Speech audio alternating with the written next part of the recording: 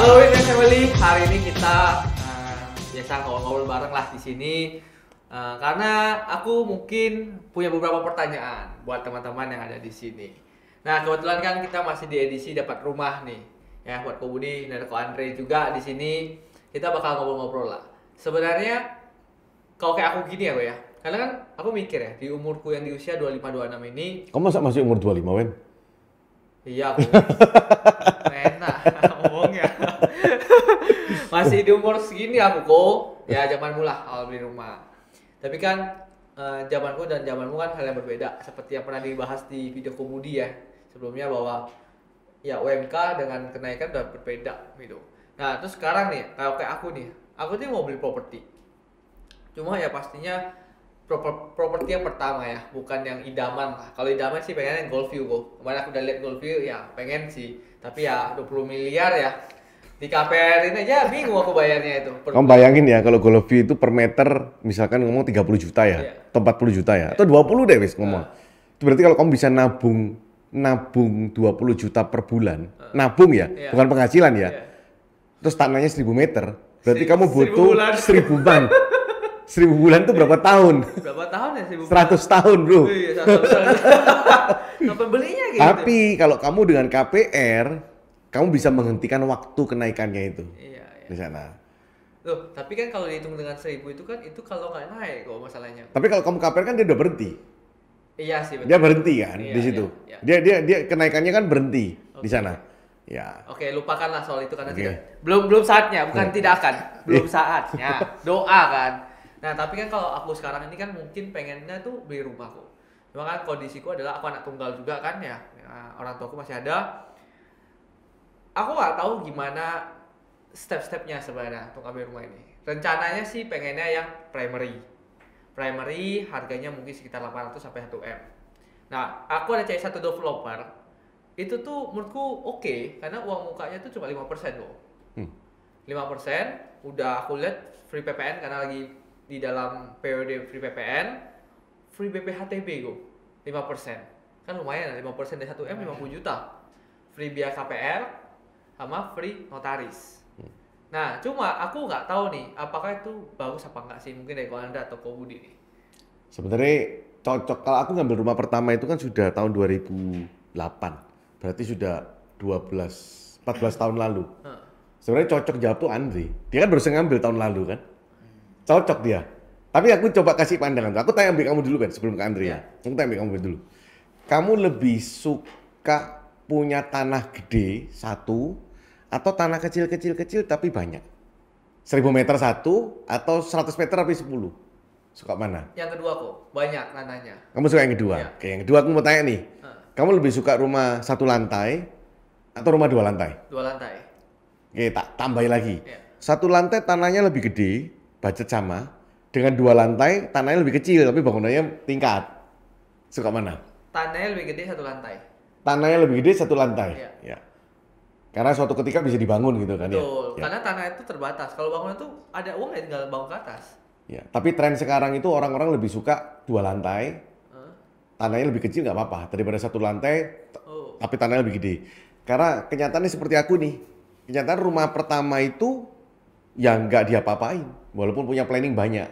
Akhirnya beli rumah kedua. Nah, ini pandangan secara umum aja di situ. Nah, kalau mengenai beli di developer itu banyak keuntungannya seperti di videonya sama Andre. Banyak keuntungan nih kan, Andre? Gitu. Apa tuh keuntungannya?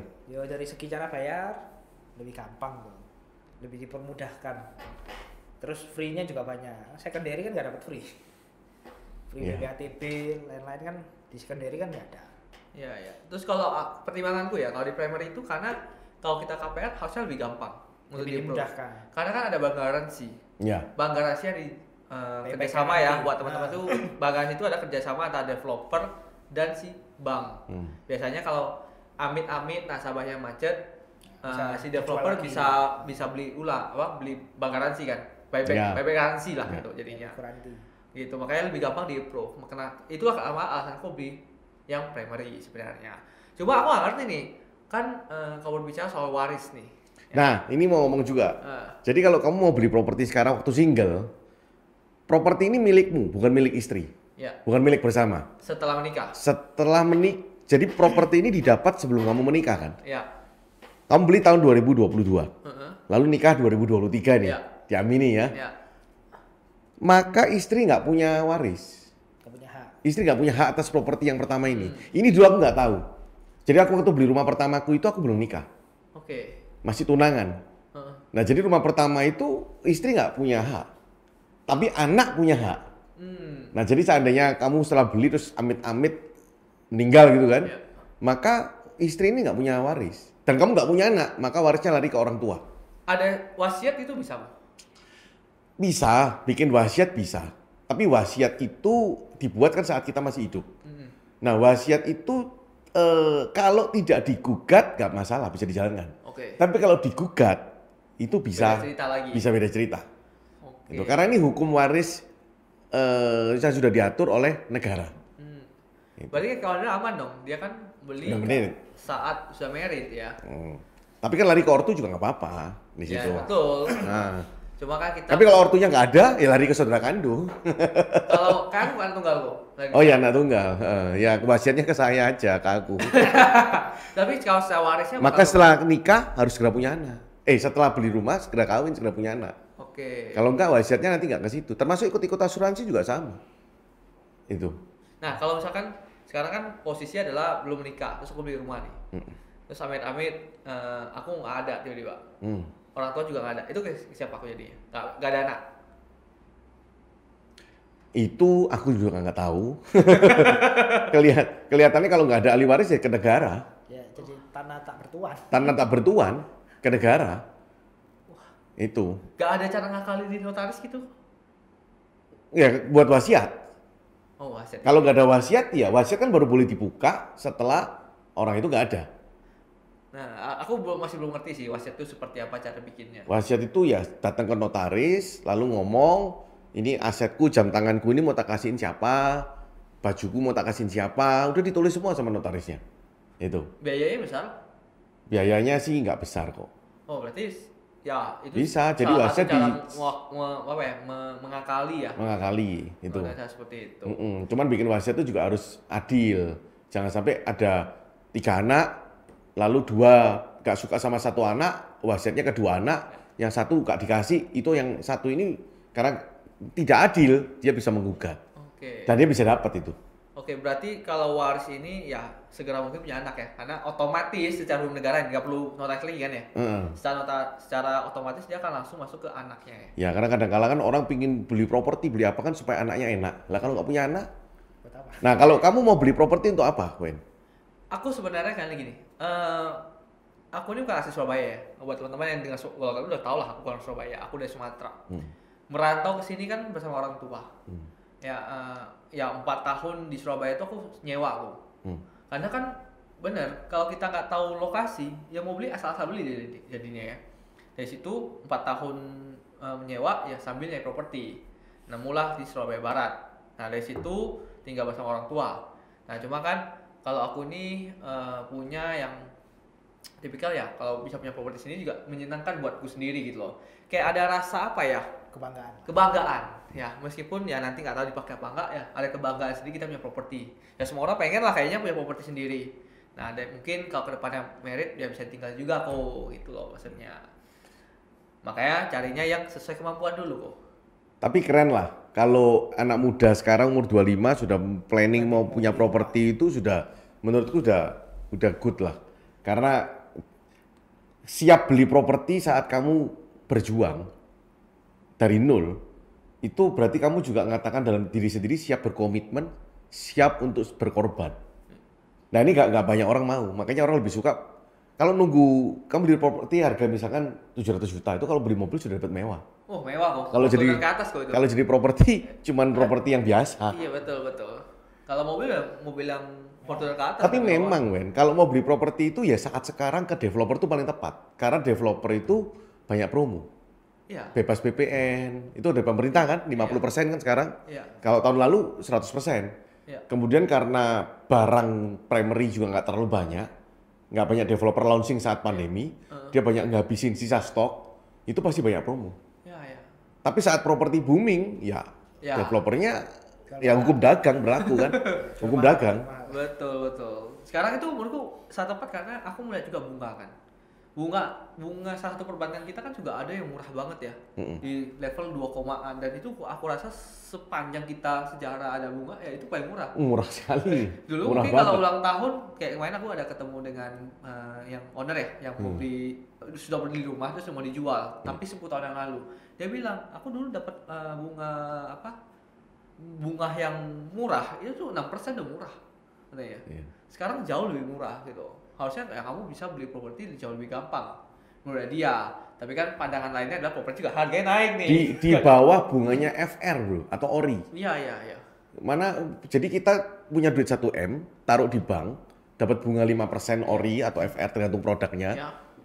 Sedangkan bunga KPR-nya cuma 3-4%. Iya betul. Lebih murah. Iya. Malah plus. Iya. Itu nggak pernah ada. Nah, apalagi sekarang ini inflasi kan bakal gila-gilaan nih. Iya. Beritanya kan di mana-mana. Kata teman yang di Amerika, inflasi sudah harga-harga barang udah naik semua. Bahkan Jokowi kan kemarin beritanya kan tersebar hati-hati. Barang-barang akan naik ya kan. Nah, kalau barang naik, otomatis orang nggak mau simpen rupiah. Iya. Orang nggak mau simpen. Dia simpennya pasti tanah. Iya. Thomas. Nah, dia simpen tanah. Tanah kalau nggak butuh-butuh banget dia nggak mungkin jual.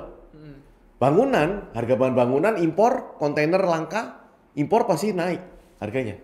Lalu besi langka, minyak langka, bahannya semua dari minyak produksi.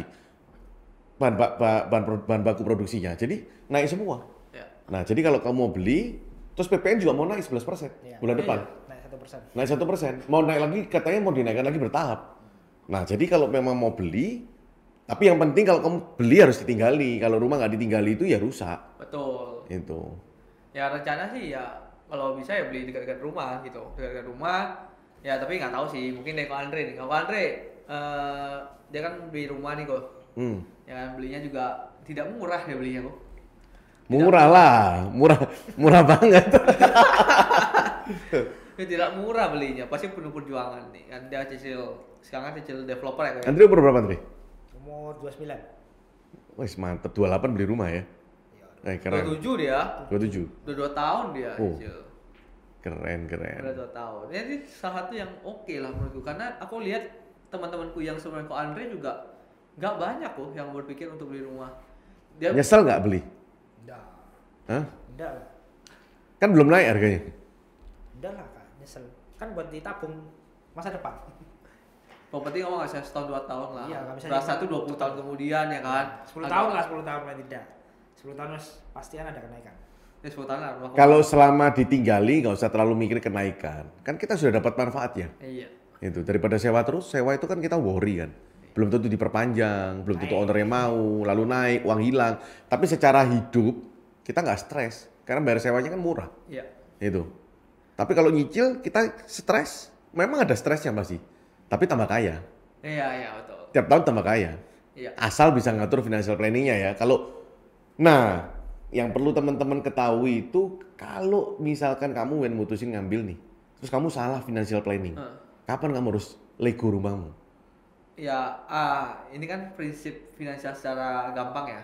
Kan itu kan ngomong soal dana darurat ya. Ya kalau misalkan aku udah tahu 6 bulan ke-7 nanti misalkan hari ini ya plus 7 bulan kemudian itu di bulan ke-7 aku nggak sama bayar, berarti aku harus mulai jual sekarang. Ya.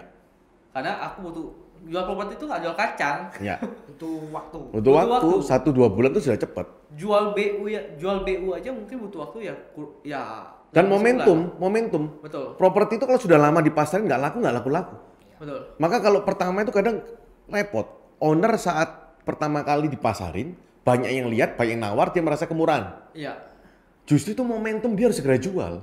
Ya, Nanti kalau sudah lama di pasar nggak laku-laku, waduh berat.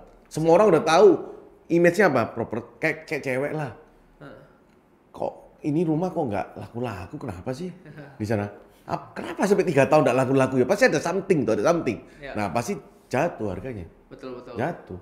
Rumah bukan kayak cewek yang bisa milih kan. Rumah itu dipilih dia. Dia dipilih di situ. Betul. Kalau cowok cewek masih nggak laku-laku karena dia cerewet, karena dia milih. Kalau rumah kan enggak. Di situ. Jadi kalau tambah lama di pasar nggak laku-laku ya, itu malah kerugian. Maka segera.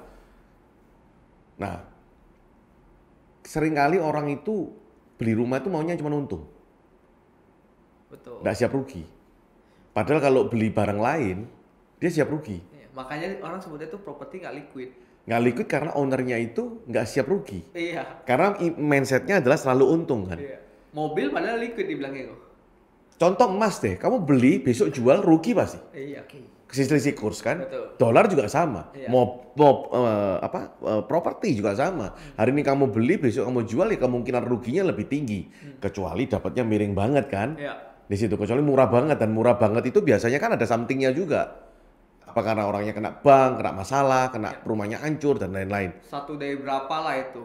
Iya. Kalau bisa dapat properti semurah itu. Gak minta Andri, amit-amit. Misalkan kamu nyicil, kamu harus tahu kapan exitnya.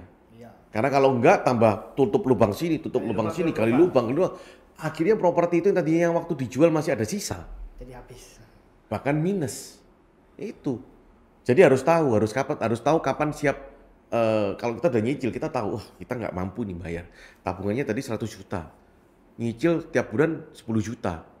Tadinya bisa 10 bulan. Tapi lama-lama kok 100 juta ini jadi 50 juta ya? Iya, iya. Wah kok jadi 40 juta ya? Saat itu kamu harus kontak agent property. Iya. Kontak supaya lebih cepat. Kenapa lebih cepat? Karena agent property itu udah ada standby buyer. Iya. Agent property yang profesional tentunya ya. Standby buyer sudah ada. Iya. Itu.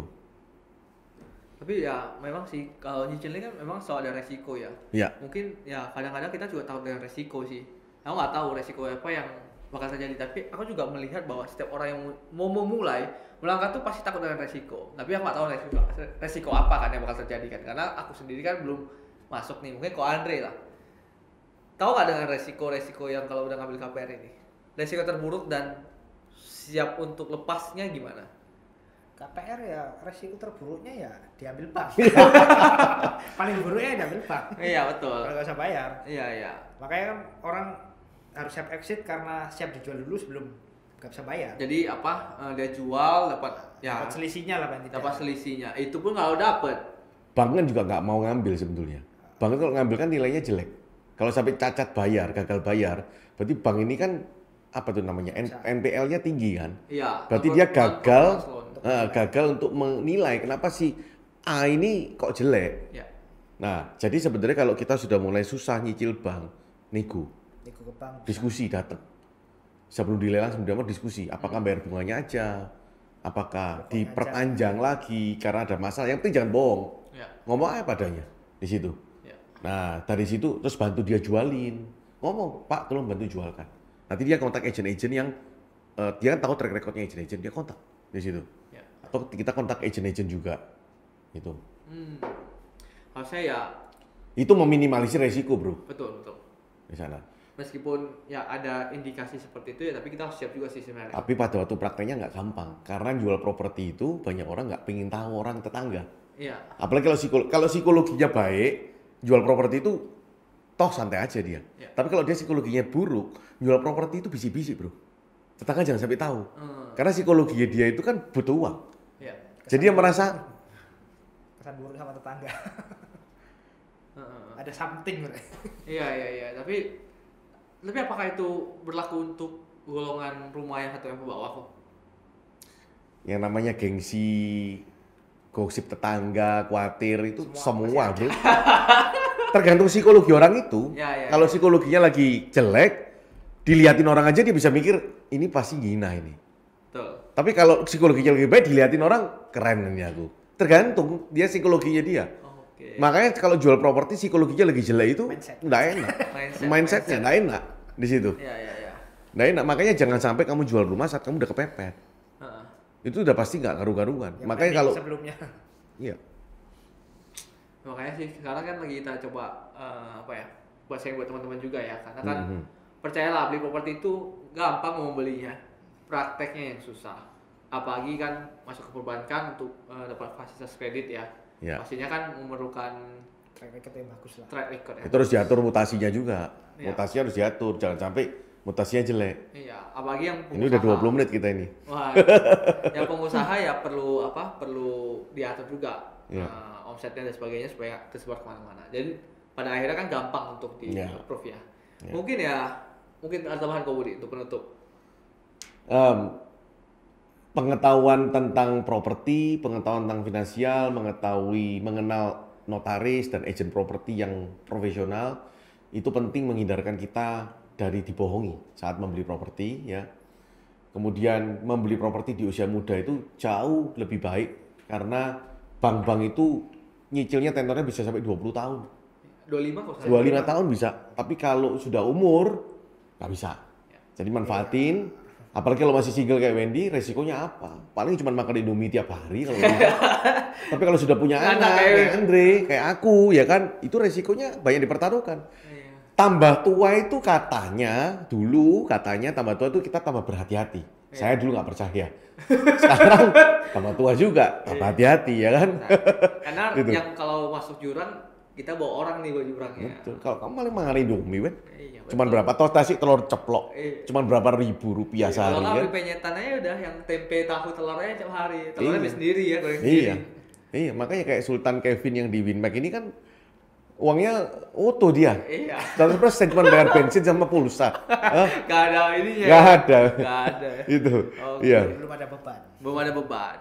Ya, nanti soon lah dia jadi beban tapi buat dia. Nanti kita bakal undang dia juga ke sini kok. Sip. Oke, ya udah mungkin segini aja ya pembahasan kita hari ini. Thank you buat Ko Andre, Ko Budi, thank you juga Bro Wendy. Ya, nanti kita mungkin juga share buat teman-teman juga. Jangan lupa buat teman-teman yang nonton di podcast ini jangan lupa subscribe ya Winmax Gallery supaya teman-teman dapat notif untuk setiap updatean dari video kita. Dan kalau mau dapat rumah, mau cari-cari pindahan rumah, buka Instagramnya Winmax Gallery ya. Iya, Winmax Gallery. Itu akan temukan banyak di sana mungkin pengetahuan knowledge ataupun mau cari rumah juga bisa kontak ke kita sih. Kita akan bantu semuanya, kita akan mentoring buat teman-teman juga. Thank you semuanya, thank you Ko Andre, thank you Ko Budi. Sekarang pasti bisa.